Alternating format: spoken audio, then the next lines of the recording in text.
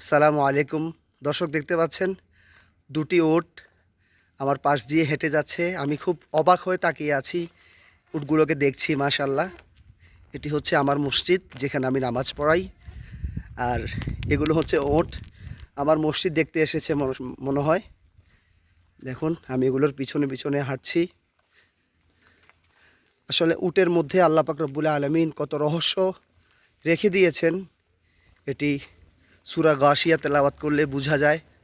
আল্লাহ পাক বলেন, আফালা ইয়ানজুরুনা ইলাল ইবিলি কাইফা খুলিকাত। তুমি কি উটকে দেখো না কিভাবে আমি তাকে সৃষ্টি করেছি? আসলে আল্লাহ পাক রব্বুল আলামিন উটের মধ্যে এমন কিছু গুণাগুণ, এমন কিছু জিনিস দান করেছেন যেগুলো আসলেই খুবই চিন্তা করার এবং খুবই মানে ইমানি চেতনাকে উজ্জীবিত করার মতো বিষয়।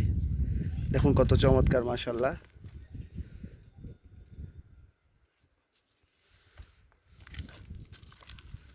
আরেকটি সামনে চলে গেছে, এই যে চলে যাচ্ছে।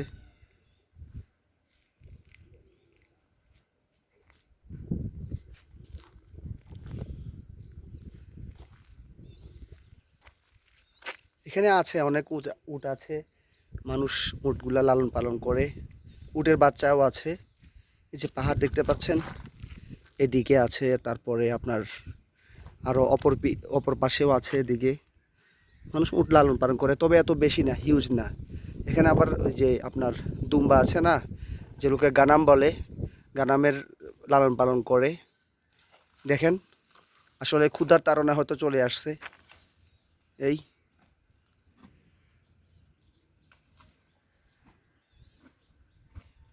যে গাছের পাতা খাইতেছে, খেজুর গাছ, ছোট খেজুর গাছ, মাশাল্লাহ।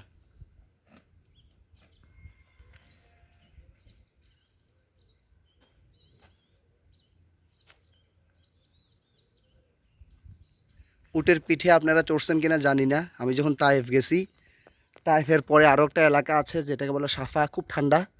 ওই সাফা অঞ্চলে আমি কিন্তু উটের পিঠে চড়ছি। এবং অনেক সময় আরাফাতের ময়দানে যখন আপনারা জিয়ারতে যান, তখন দেখবেন আরাফাতের ময়দানেও কিন্তু উট থাকে, ওখানে উটের পিঠে চড়া যায়। আমি এবারের রমজানের ঈদের আগের ঈদে, মানে গত ঈদের আগের রমজানের ঈদে আমি আমার কয়েকজন হাজির সাথে গিয়েছিলাম ওখানে। তো ঈদের দিন আমরা উটে চড়ছিলাম, মাশাল্লাহ। দেখেন, এবং যে বলছিলাম তাইফের পরে সাফা এলাকা ঠান্ডা, ওখানে উটের পিঠে চড়ছি, আলহামদুলিল্লাহ।